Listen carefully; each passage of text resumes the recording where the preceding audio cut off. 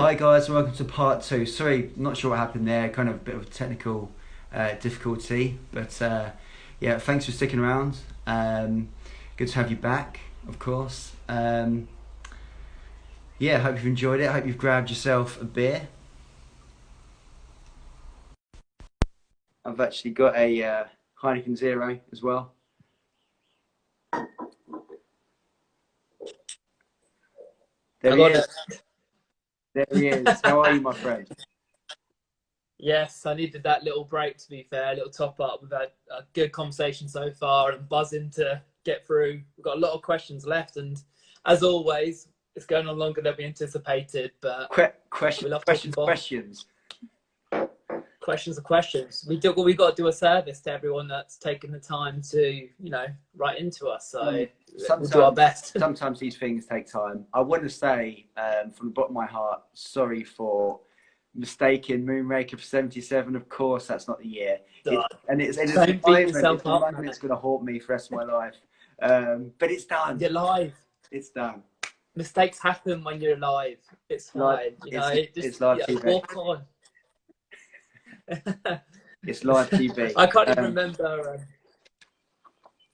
I think I've got an interesting question to kick us off again with, and I'm interested to hear your thoughts. It's from Kiss Horby 67. Apologise if I butchered that, but it's: will it be profitable to release No Time to Die in November this year?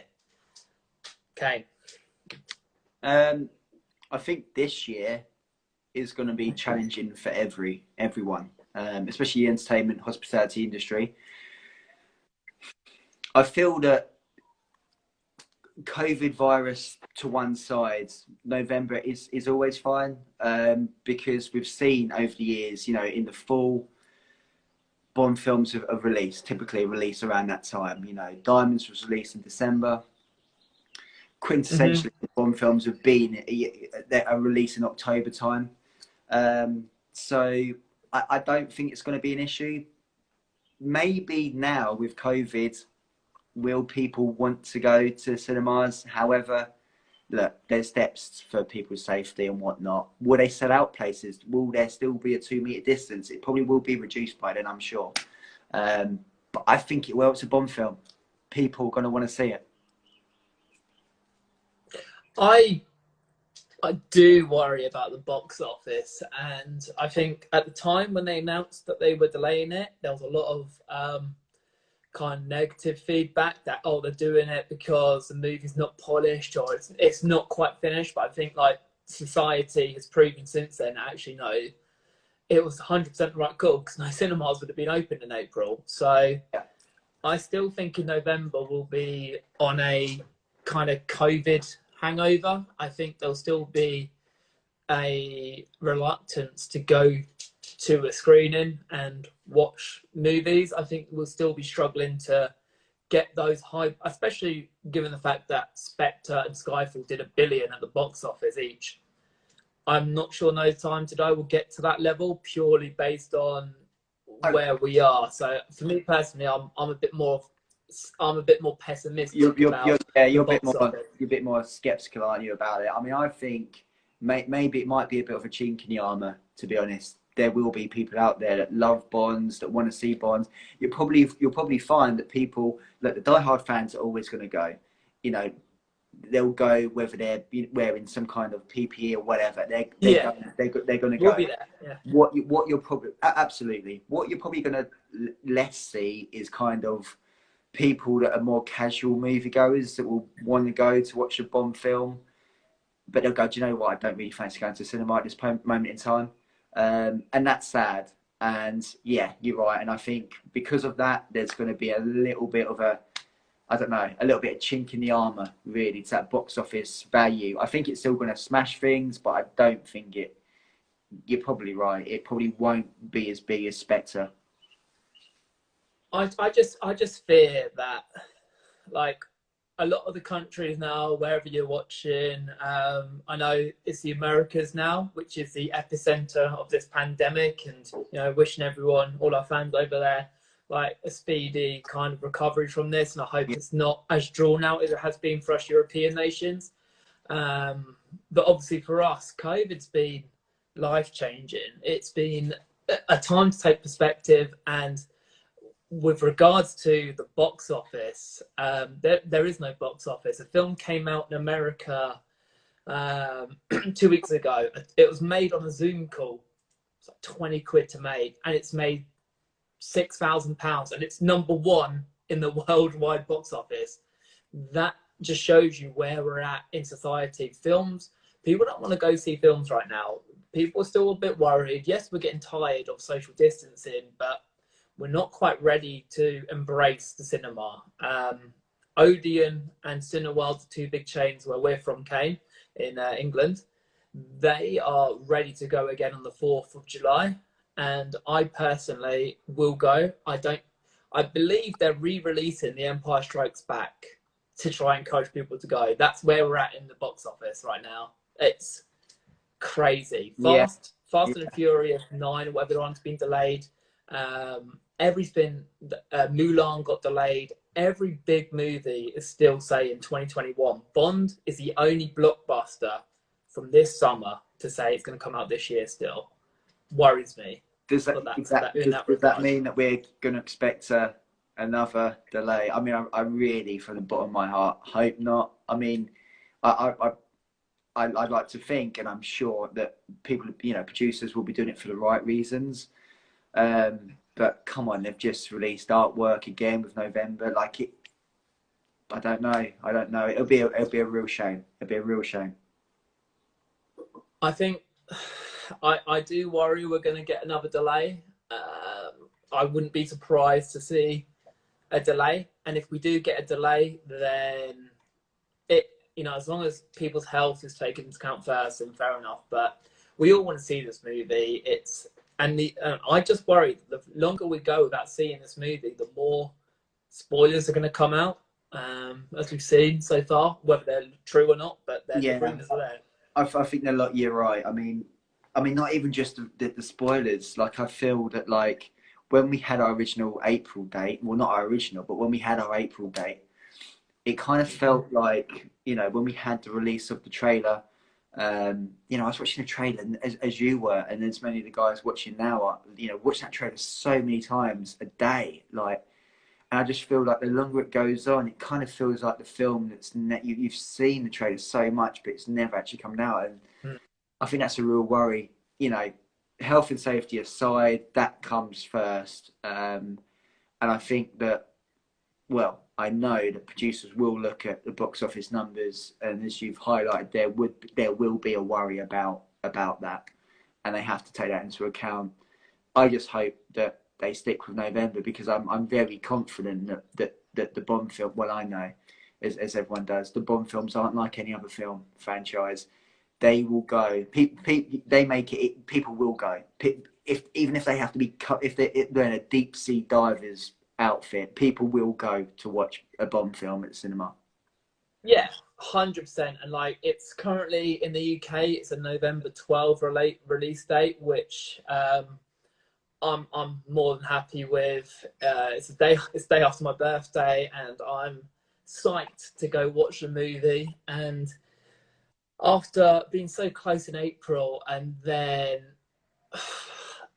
the delay was disappointing, but we got it. We said in our podcast that we both got it. Like, it was made based upon the science of the fact that there ain't going to be a cinema to go to in April. Check out, guys watching now, like, check out that podcast, because that was a real kind of raw feeling at the time.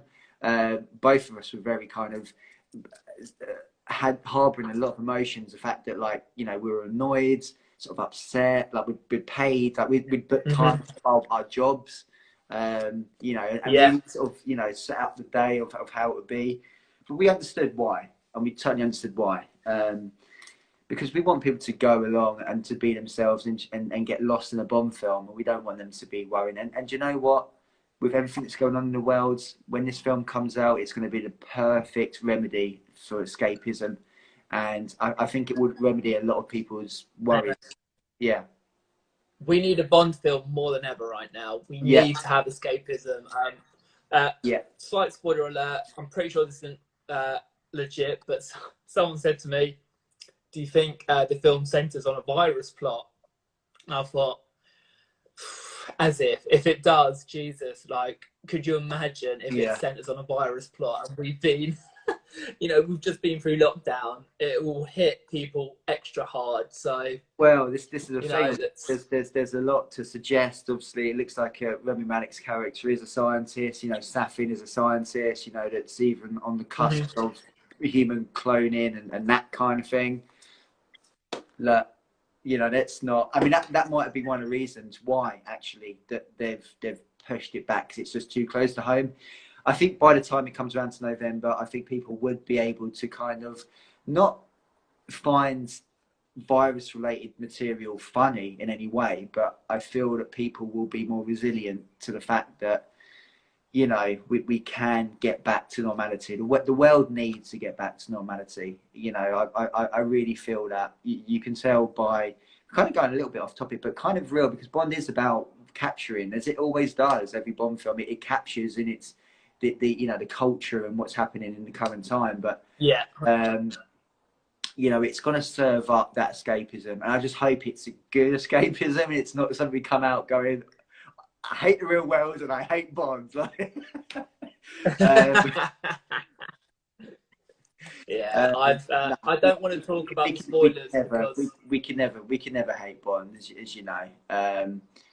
But it'd be tough. But there are a few spoilers out there where I'm a bit like, that I sincerely hope that isn't the direction they go in. But I don't want to mention them because I know people are very sensitive right now about spoilers, and rightly so, because, you know, whether people are watching this live or they watch it afterwards, I don't want to give away parts of the plot point for it's not fair. It's not fair to do that. You know, we'll talk about certain things, and obviously you can see on our feed that we've touched on points, because, you know, we believe we'll be doing you guys a disservice if we weren't, because we feel that we want to, you know, highlight what's out there, what the media are talking about. But if you look on that post that we do talk about certain things, we serve up various different, I believe 3 or 4, even 5 various different scenarios that could be happening. What. Yeah, and I don't think, the bottom line is, if you've read stuff, and of course you have because you're a Bond fan, I don't think it's a clear cut. And even if it was, it's all about context. Let's look at Skyfall for a moment. Let's go back to 2012, late 2011, just cast your minds back there. If we had a leaked document that said Judi Dench's M dies in Skyfall, right, there would be a lot of, what? How? Like, she's quintessentially James Bond. She's a pillar of, you know, the modern Bond films. So it's all about context. And I think that you've got to wait until you see the finished picture before casting any doubt or worries or concerns. Watch it, at least watch it, and then decide whether it was right or wrong. We can talk about it now. Certain things weren't right or wrong. If you asked me in 2011, would killing M be right or wrong, I would have totally said wrong. I didn't want to see Judi Dench go. So it's all about context, you know. Exactly, and Skyfall did that story very well. And it now leads me into my next question. Spectre doing something very bad, but also the fact that I think it's just bad in general. But let's hear your thoughts on it first. So this is from Jessenstein. If Spectre didn't make Bond and Blofeld stepbrothers, where would the movie rank? Obviously, this person is referring to the fact that this movie ranks quite low down because they decided to make Bond and Blofeld brothers. So over to you. I mean, that's a fantastic question. Just going back to the chap that sent that in, I think that's a fantastic question. A lot of respect for that question. I think ultimately, if you took away the element of Bond and Blofeld being brothers, that's got to help, isn't it? Because I remember coming out of the cinema thinking, and in fact during, I came out thinking, like, this is this isn't right. Like, this isn't right. Like, I, because I just kept thinking about all the situations where Bond has met Blofeld in the past. I know we have to look at the Daniel Craig era with a different timeline through different eyes, but it didn't feel right. It didn't feel right still. I think if you took that away, to get back to the question, if you took that away from Spectre, I think Spectre is very solid in many ways, but you know, in terms of its cast, it's got a fantastic cast there. Oh, fantastic! I, Yeah, I 100%. wasn't I wasn't too blown away by Andrew Scott's portrayal of C. I thought that he The was, problem, sorry, yeah, on casting, like you say, it is a fantastic cast, and you've just mentioned Andrew Scott, and I do think the problem with Andrew Scott is he the most typecast villain you could find right now. He's playing like a good guy, but as soon as you see him, when he's like, we now know what C stands for, you yeah, know he's a bad guy. As soon as you see it's Andrew Scott, he's a it's bad guy. it's a red flag straight away that, you know, when those exchanges in M's office with Ray Fiennes, of course, big shout out to Ray Fiennes, love him as M, made for the role, great replacement of Jimmy. When you see Andrew Scott in those and those scenes, it screams out that he's going to be the villain of the piece. There's a lot of good in Spectre. There's a fantastic car chase. I think the cars in Spectre are fantastic. I think the locations, I love Leah Seydoux, although, you know, she can be quite serious in her roles, but I kind of buy that. I don't want, she doesn't need, there's no point in that film where she really has to like smile. Like there's a lot, her dad Yeah, had murdered, like there's a lot of bad. Wolfgang is just joined us. Great to see you, Wolfgang. I hope he heard us give him a shout out earlier because Yeah, you know hope, Wolfgang. watch it back on our Instagram stories. But yeah, I it would help. It would help big time if that brother family thing wasn't there. Yeah, and for me, I had I to expect to probably rank to the bottom. Yes, if Fab the B, sorry if I said that wrong, we did cover your question earlier. If you didn't see it, have a little look back because you gave a very good question, which we covered and given it the same kind of in-depth spiel that's led us to what, an hour and a half in now. And yeah, I think get into this Spectre storyline. I was in the cinema and I was getting flashbacks of Donald Pleasance as Blofeld, and I was like, how can you relate these two guys together? They shouldn't even be in the same age bracket. Even in the movie, Christoph Waltz looks about 20 years older than Bond. It yeah, just doesn't work. yeah, Like, it didn't work. It fell flat. And I know that Sam Mendes, one of the best directors to ever helm a James Bond movie, he wasn't happy with the finished article either. So someone somewhere said, oh, wouldn't it be great if we make them like related? And someone has, I don't know, someone high up must have suggested it because not a single Bond fan likes, who I've ever spoke to, thinks no, no. great having the brothers. It's Like not. if it was a standalone movie, if it was, and I think really sometimes that's what you have to look at them like, especially with the Craig movies. But I think that Mhm. you know, I think that it's kind of it's an interesting idea, but it's an idea that when you really hit towards the fans, they're gonna think about Teddy Savalas and Bond sitting on that Yeah. couch. Like they're gonna think of certain elements where it's not supposed to be like that same timeline. We know, but it's like too close to home. It kind of thinks, hold on a minute, it doesn't ring true. But yeah, I think getting obviously we've sort of highlighted the fact that we didn't like that storyline, but I think I think Spectre's got a lot to give. I think again we found ourselves into that situation where it was very fast paced. I mean, the you know Blofeld's layer, his villain layer, was spectacular. You know, and the Guinness World Yeah. Record, the biggest explosion on screen, spectacular. And I love those scenes, but it troubles me because the film wanted to move so quickly back to London. It just, you know, Bond escapes and then just blows away everyone quite easily. And I kind of buy it, but I kind of feel like it deserved more of a big shootout, you know. Yeah, I, I'm really torn because for me, and I personally think this is in the bottom three James Bond films ever made.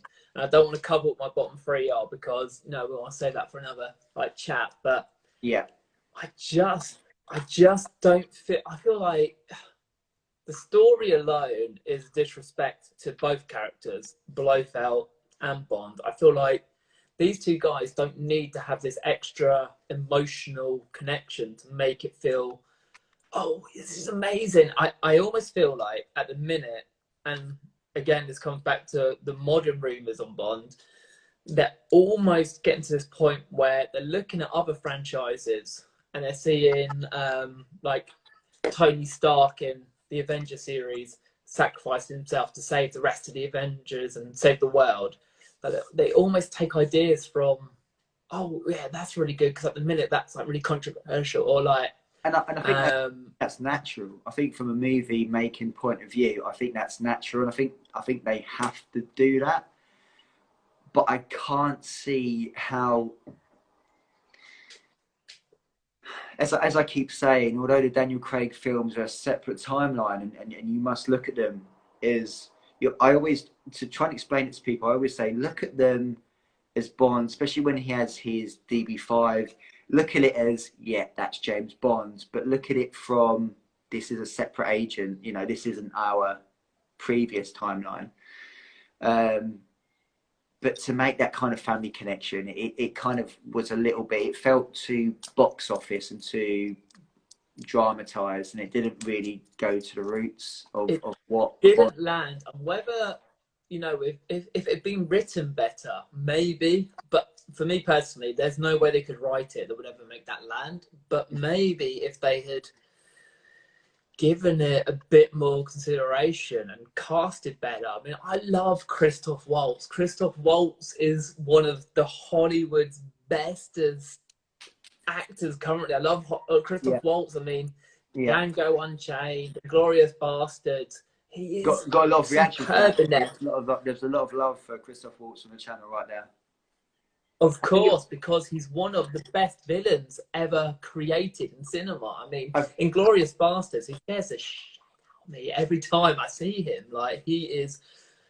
And I thought, as soon as he got cast as Blofeld, I was thinking, okay, he is going to be like the Donald Pleasance type role. He's going to step in and he's going to be badass.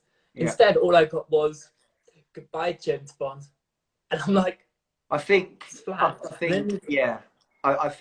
casting, you've got to give it to casting, because there was another name actually that was in the hat first. That was Gary Oldman, Academy Award winning Gary Oldman also, but he couldn't, because a Bond picture takes some months. He couldn't sign on to it, and I think that would have been quite interesting, because obviously Gary Oldman's done a lot of stuff.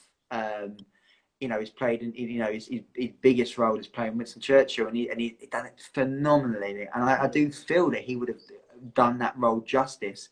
Christoph Waltz at the time, Django Unchained, Glorious Bastards, he's well cast because he has that Austrian German dialect that fits into what we know Blofeld to be. Like, Blofeld isn't like, he isn't of a nation, but he's got this like bizarre kind of twang in his accent, and I think it was spot on. I think the casting was spot on. I just feel, take him away, and take that the brother storyline away, and I think it was executed poorly. And like Ian McClory saying in the comments right now, he was a bit wet, Inspector. He was a bit wet, Inspector. I mean, he's really like, it's almost like someone said to Christoph Waltz, you watch him in Django Unchained, and there's a scene that always sticks out in my mind where he's in the bar with Jamie Foxx, and it's when he's waiting for the marshal, and he goes, go get the sheriff, shoots the sheriff, now you can get the marshal. He's having fun, and his acting is like superb. He's commanding the whole film. And it's like they just said to Christoph Waltz, you're a great actor. We're going to pay you your salary because you're one of Hollywood's like most elite.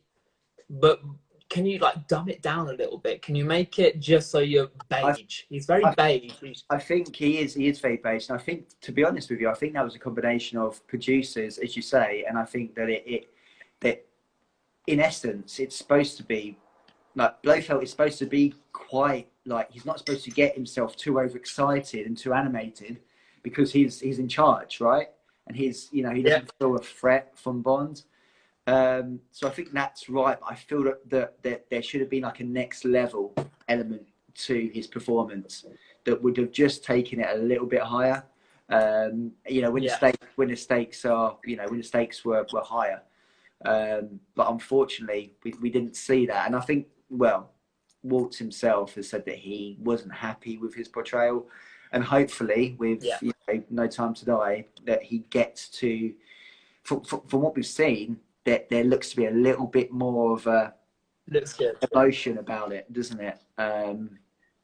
But let's hope so. It sounds like he's got a smaller part in the film, but let's wait and see. But yeah, I think Spectre would have been better without the brother sort of element to it. I still think that it was too fast. They wanted to keep skipping throughout the film, keep skipping, get to next, and he really should have taken scenes a bit slower. But otherwise, I think personally, even with how bad the brother storyline is, which is horrendous as we've just discussed, it still ranks low for me. I just feel like I remember being so pumped for Spectre. I remember the reveal, the like reveal of the title Spectre. Yeah, it was the glass was shattered. Yeah, man, we had, and you saw Mr. White in the trailer, and you were like, wow, we're gonna get like all the answers to everything we want. And it just it promised this. Maybe the problem with Spectre is more the expectations. It promised like this high, and it delivered really low. I feel like Sam Mendes being back in the director's chair after Spectre, Skyfall, I thought superb.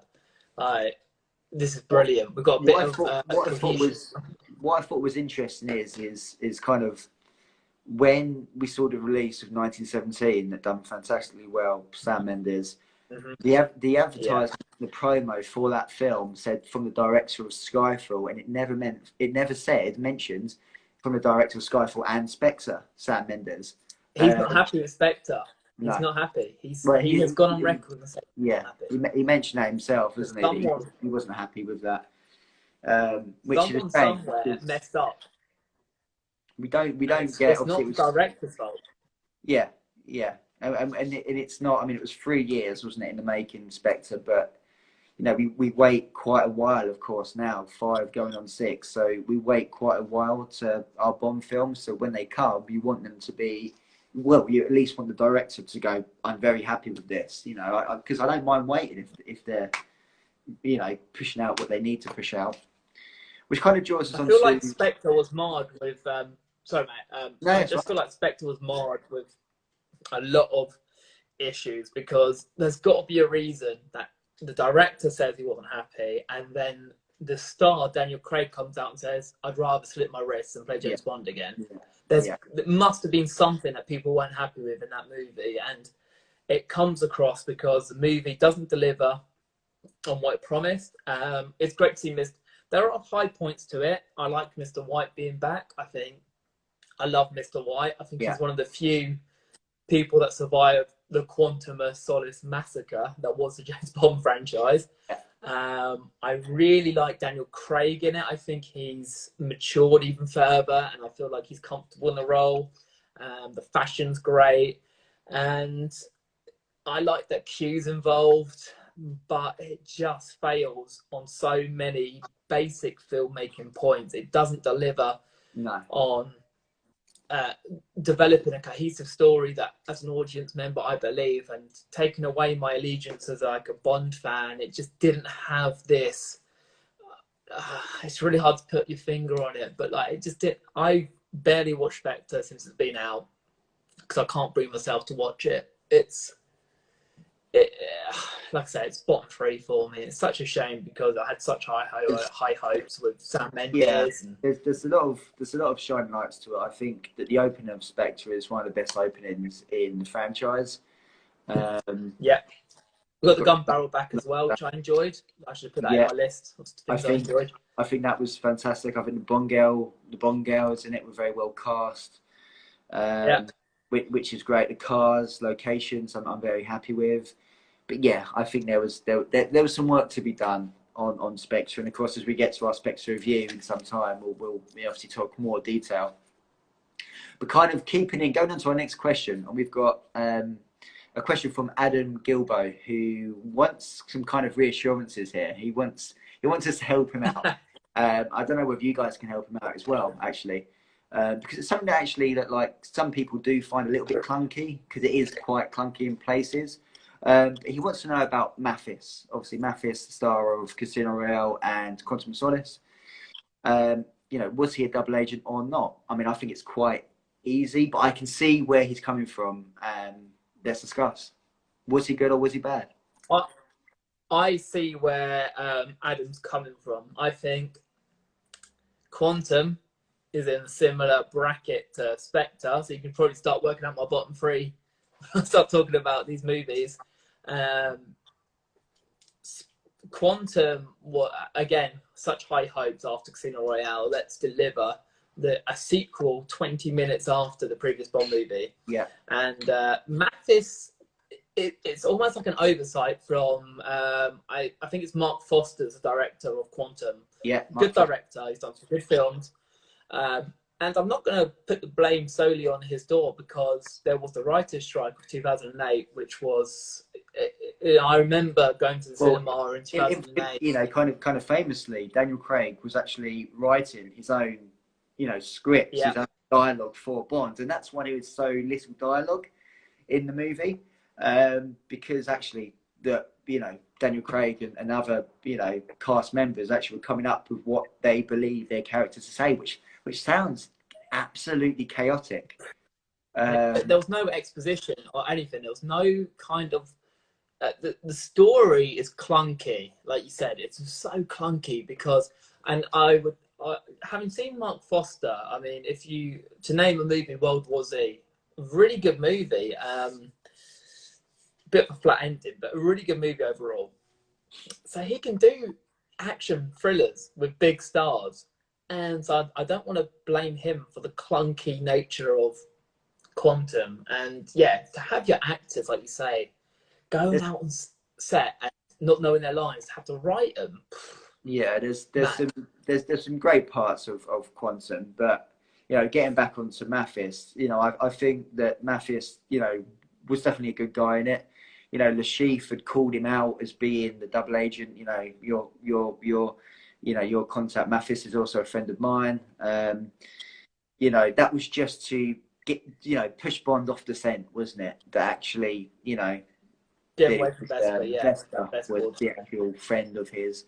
So he gets a little bit of a rough deal in Casino, and obviously gets sweated in Bonds further, wrongly, which is quite bad. But of course, I don't think it's clear, mate. I don't think it's clear. Like Quantum, like I say, it's a mess. Mathis 1 minute hit. I think Mathis's girl says, "Oh, what have you got to complain about? Like they gave you so much money after you were proven." See, that's where it's weird, because of course I think they handle it very well in Casino, although it's not overly clear. You obviously understand when it comes out, in the finale, that Vesper is actually, the double agent, if you like, in the sense that she's portrayed Bond.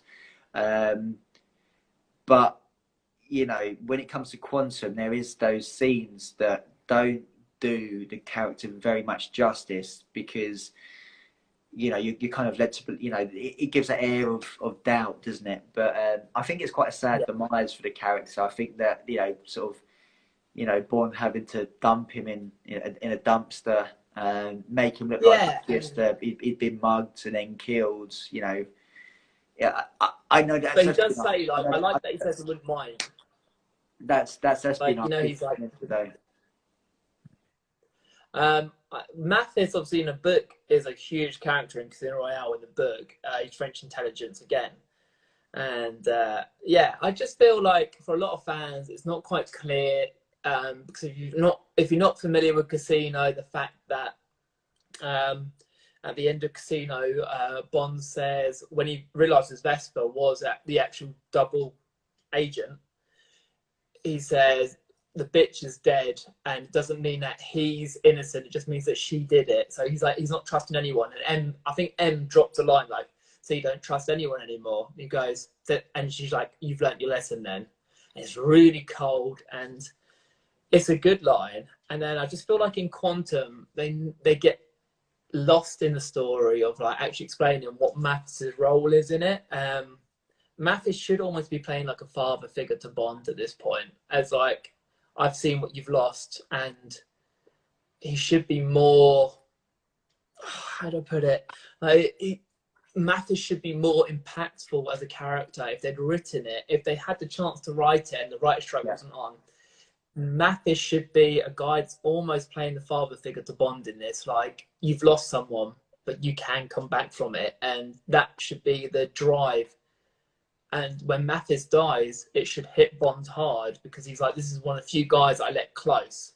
And he's gone. Yeah. It's just a bit wasted. But yeah, I feel for how big a character and how warm a character he was. And there was a lot of attraction to Mathis and his character, because he was that kind of, that warming kind of, sort of welcoming kind of character that you kind of sort of, that you got behind and you kind of believed in. That it kind of just falls a little bit flat in Quantum. It's great to see him, and kudos to the producers in getting him back, but it does feel a little bit like, it hasn't done the justice to Mathis. But getting back to Adam's question, yes, I hope this has helped you in any way. But yeah, I think Mathis was a good guy, but probably a little bit misunderstood. He's not double agent. He's a good guy. Yeah, definitely. Yeah, definitely. Coming on to our next question, one of our final questions, actually, coming towards the end here, is from Vidala Jamin, who says, basically, what is your favourite, best Bond gadgets? Cool. Here we go. This was like, when we saw some of these questions come in, I wanted to do it organically with you and discuss them like we have. But this was one of the few ones I looked at and thought, I actually have to think about this. I'm not sure. Yeah. And I've gone with the Omega in GoldenEye, because I just feel like I love the way the watch is played through the movie. You've got the laser scene in the train. Yeah. And you've got the still press here from Trevelyan, where he's part the mines. He's like, so yeah, for me, I think the Omega in GoldenEye is my favourite gadget. I feel like it's a great looking watch. I would love one. I feel like that's my goal in life, to eventually be able to own a Omega watch. Oh yeah. And I feel like she's well. Yeah, but it was close between that and, again, another watch, the Rolex that Roger Moore has in Live and Let Die, the Buzzsaw. Yeah. Well, I think that's interesting that you mentioned Pierce Brosnan, because I too would say my kind of favourite Bond gadget is from the Brosnan Bond era, and that's the remote control car. So I think of course, yeah. The Sony Ericsson doubling up for a fingerprint scanner, a lockpick, a stun gun, and of course the remote control to that BMW 750. I just think it's super cool, and the way in which it does Kaufman. Yeah, and the way in which it takes out, Kaufman, disables Kaufman, and it's one of those things where, for me, the gadget, and of course as your gadgets have highlighted, they play a big part in the movies where they do save Bond's arse in them. So yeah, for me, it would be the remote control car phone. Secondly, would be the Attache case from Russia with Love. From I Russia. think I Yeah. think that's just. I mean, it's the iconic quintessential gentleman's piece that I feel just is so well thought about because it's so simple. So they've gone, what would look good? What would Bond look good holding? Oh, a Yeah, briefcase. yeah, of And they've course, yeah. laden it with, they've laden it with gold sovereigns, the flick knife, and of course, the smoke bomb that comes out. Um, and I think it's really well used in that in one of the most iconic fight scenes in the franchise. And again, it saves Bond's arse in the end. And actually, it was supposed to be used in Goldfinger, of course, but of course, it was damaged for when he went to rendezvous with Goldfinger. Actually, So, case was damaged upon yeah, yeah, yeah. arrival. Yeah, I think, yeah, I just think it was. I think it's really well put that in the next consecutive movie, producers have thought, do you know what, we're going to keep this Apache case, or at least have a mention that it was supposed to be there, but because Bond was in deep waters, as it were, that it was supposed to be there. I think that plays in very, very nicely. yeah, 100%. And we've got, I think, probably 3 questions left to go. There's three Okay. because I say there's a live question I want to cover. But yeah, I think gadget wise, like you say, I love your choices. I was torn. Like you say, I thought the phone Tomorrow Never Dies, to be honest. I thought I love that. But I just thought the Omega, I've gone with GoldenEye because of how it's used, but also if I can just include that model right through the Brosnan era when he's in like The World Is Not Enough and he uses it as the, the grapple when he's like on the floor and he's talking to Christmas Jones. He's like, I work for the British government. And he's like, Yeah.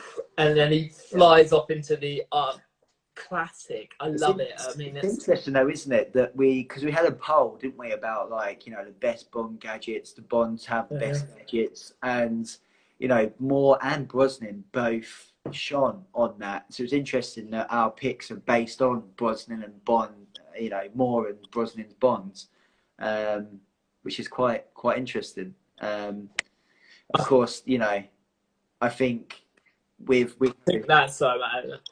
I think with having Connery have gadgets, it was fantastic. It's a good mix, eclectic mix.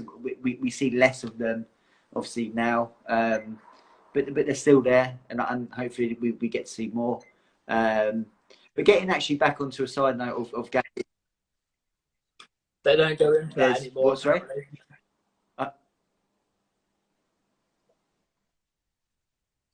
So I think I had a battery issue there for a minute. So hopefully I've caught up with you. But no, Yeah, I no, said they of don't go course. into that anymore. Ben Whishaw in Skyfall. But yeah, that'd be good to see what they come up with in future installments. But what I love about, especially like the Moore era, where you've seen certain gadgets that Q and the lab are working on. I think some of those are great, and I think again that's a real staple to the franchise.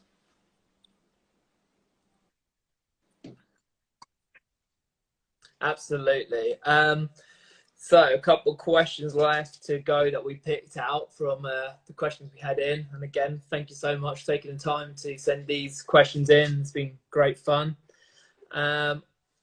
Before we go, I feel like we should end on where does the Craig era go? Yeah, So I don't want to cover that one now. I yeah. feel like that's where we should probably end. So I'm going to do a question from David P84, which David's put in. Krebs is my favourite villain name. He was a minion in the novel Moonraker. What's your favourite villain Favorite name? villain name. I'd probably have to say I like the fact that like Auric Goldfinger. I like that. I think that's great. Like it's a self-titled for the film. Yeah, Goldfinger is just such a cool villain name. Straight off the bat that he's gonna love gold. I love that. Uh, yeah, I mean, Yeah. who else in terms of villains?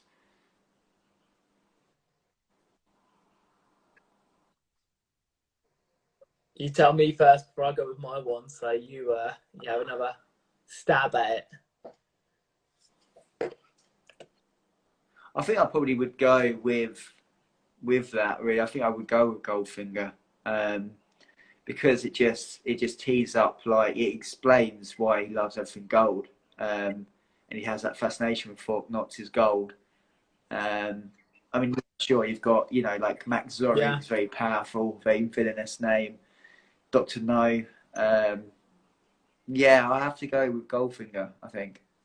How about yourself?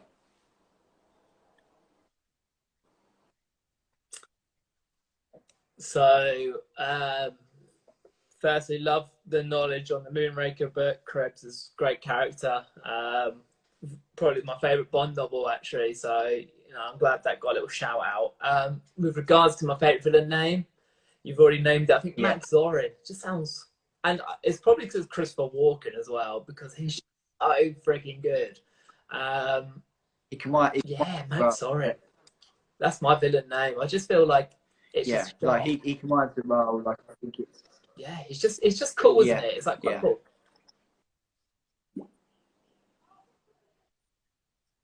Yeah, I feel like there. That's where I'm at, and that's quite short and sweet. The Yeah, villain. we've Someone's probably got a watching bad Skyfall time on for this ITV live. right We've now. got we've gone head to head Julian with Bond. Skyfall.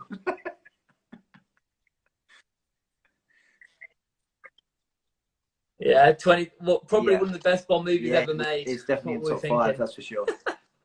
What, Julian? What time? Uh, What uh, scene you on? What scene are you on in okay, Skyfall? What are you watching? What's the scene at the moment? Tell us. What's our next question, Nick?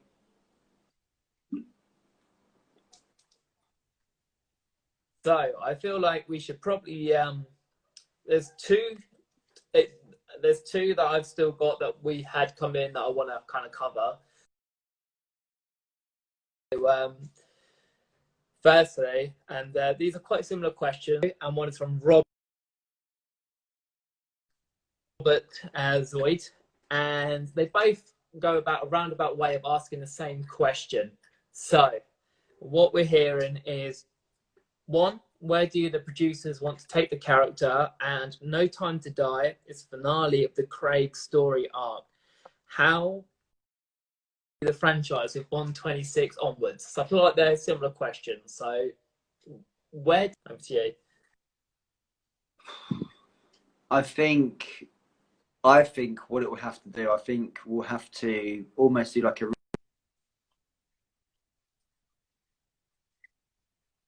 My feed keeps pausing just there. Have you got me now? I'm back. Don't worry, you're back. Uh, You're back.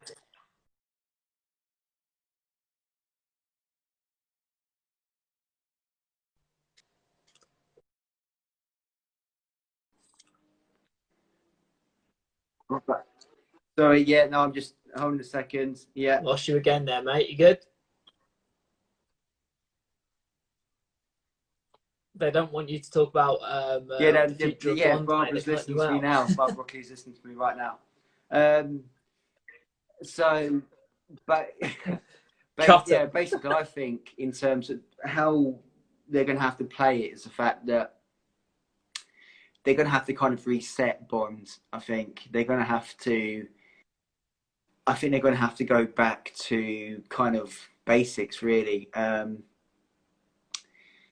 Yeah, I do. I don't want them to. What I don't want them to do, and I don't think they will, because this is of course what they've done with Craig, is that I don't want to see like a rookie agent making his way, and then up the chain. I'm quite happy for them to introduce the Bonds like they have done with Lazenby, with more, um, in a way where it's just Bond on a mission. And we're served up with this new guy, but it's just Bond, and there's some difference between the two. So perhaps we get like a dark-haired Bond, or one that isn't so built. So there's a difference between the two because that's usually what they do. They do something that's not exactly the same. But yeah, what I think they will do, I think they will do that. I think they'll have to go down the route of, yeah, like not doing the same. They can't. I mean, Daniel Craig has got his own sort of timeline, and they can't really get another, actor to come in, cast as Bond, and kind of continue that. I don't think that would work.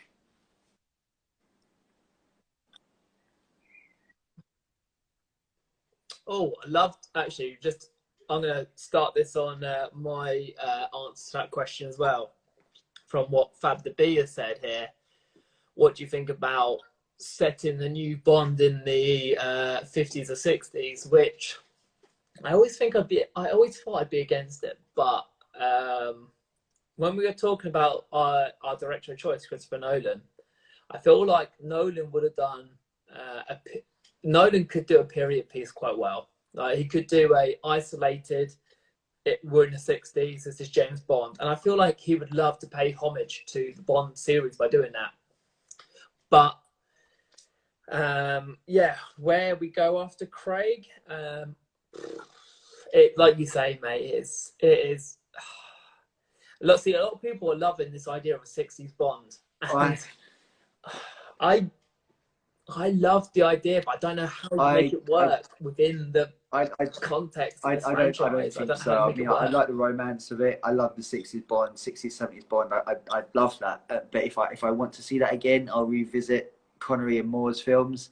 I don't think we should be taking the franchise up an alley where we're going back to the 60s, because where is progression in in the storylines, in the we talked about earlier about Bond always highlighting moments in history in the world that are part of that shape the storyline. So I don't see that working. I think if you want to do that, I think it has to be a separate character. It has to be a separate movie, a separate franchise that wants to look at. Nolan could do it though. The thing is, because Nolan is so talented that Nolan could make a 60s Bond movie, probably have the feel, because you've got to remember, Nolan's a fan of the franchise. He could make a Bond film that hit all the notes of a Sean Connery Bond movie and potentially give us that kind of 60s nostalgia that a lot of us are. Yeah, but where's the? I mean, I get what you're saying, but where's the longevity in that? If you start doing that, you get maybe you get like one amazing film, maybe you get two amazing films. But what happens in 5 films' time? Are we still in the 60s? No, I agree with you. You can't do it. It won't work in the Bond way of doing things, which is such a shame. But so I guess the answer where the story goes after Craig, I think, like you say, we reset. We have hopefully Richard Madden in the role. We have the same M. I'd like to see Ralph Fiennes return. Naomi Harris as Moneypenny. It's tough though. I mean, like, it depends. I've seen a lot recently whether. No, I was going to say, what do you see about those roles? You mentioned Moneypenny, you mentioned M, you mentioned Q. There's a lot of talk about, of course, Ben Whishaw as, his time as Q is coming to an end. Like, I'd like to think that he would stay on because he's perfect for it. M, Ralph Fiennes, I want him to stay on until he retires. Like, I want him to do that Bernard Lee that he has to, I think they go. I think they will stay. I think they have to go on. They're good actors. My only concern is that someone like Naomi Harris will probably end up leaving. I can't see her continuing like a Lois Maxwell character because she's got other things to do, and because we live in this world where the movies are trying to make those roles have their own stories within the film, that I feel that they're going to have to at some point probably sacrifice that character. Not to say that it wouldn't be recast, but I don't know. I think it's because of the casting that they've actually got quite big names cast in those roles. It's a bit of a tricky one. I can see M staying though for sure.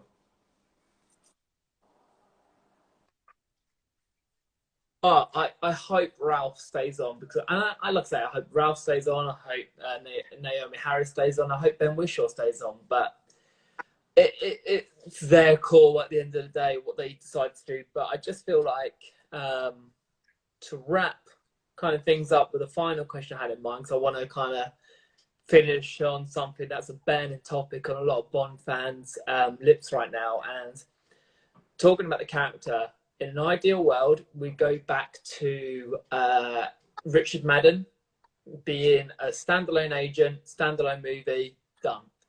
That's what we want. But unfortunately, that's not the world right now. Will we get Lashana Lynch or whoever come in, female Bond, black male Bond? There's so many variables right now. So yeah, I've gone down this rabbit hole, and I don't want to for me, you know, my thoughts on it. I feel like it's too far removed from what the original character is, and I know you're kind of the same. But I just want to try to air this out, and then we'll finish from where we are. Yeah, I mean, I think that it's exciting to see like a female 00 agent coming up in the new Bond picture. I think that's great. I mean, we've needed to have a female agent there. Do I think the stories will centre around her in the future? No, I don't. However, I feel that there might be some kind of cards, like a spin-off series, like they tried to do famously with Jinx and they tried to do with Wei Ling. I think both of those, especially Wei Ling, I think that would have been a really cool one, actually. Like, you know, the martial arts, like a real kind of a kung fu kind of throwback. It would have been quite cool of an agent, and I would have liked to follow that. Equally, I would have liked to see Halle Berry in the role as Jinx. She gets a real mixed bag. I mean, in terms of her, you know, character, she gets quite criticised.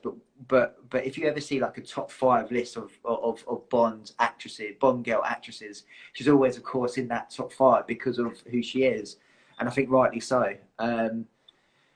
So she's just in a bad movie. Like, it's not her fault that one of her movie wasn't the chance to shine the way she should have done. Think that, you know, I'd be more than happy to see like a separate kind of franchise.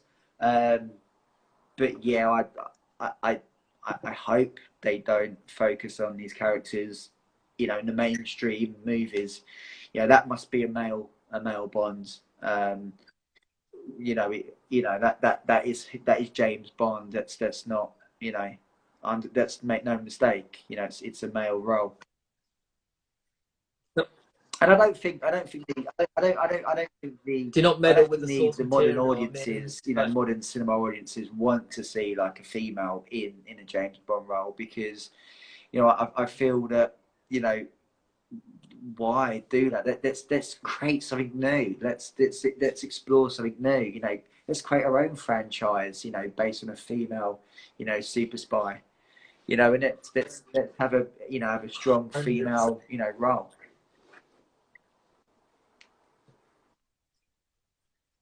I almost think it's a little bit offensive when people say a black actor should take James Bond on, or a female actor should take on James Bond. I'm just like, so you're saying that a female couldn't lead a spy franchise, so they need to take over one that's already established? Is that what you're saying there? That's positive discrimination, and it just feels like it's not.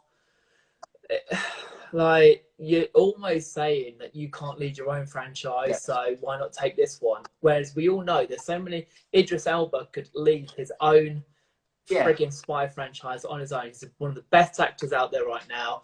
Idris Elba, give him a role which he plays a suave spy, and wow, you've got yourself a great role. If you played James Bond, yeah, you'd probably get a lot of ticket sales from it, but is that being disrespectful to the character that Fleming envisaged? Because it's almost like it's really awkward. It's not saying like it's not racial. It's purely the fact that this character wasn't written to be a black man. He's a white straight man, and that's what the character is. So we've got 1 minute. Yeah, it's really awkward, and it's a really hard 1 minute remaining on this. So I guess we can wrap up. All right, I'll let you wrap up. I'll let you wrap it Have we got any more questions? Any quick fire questions we can get? after.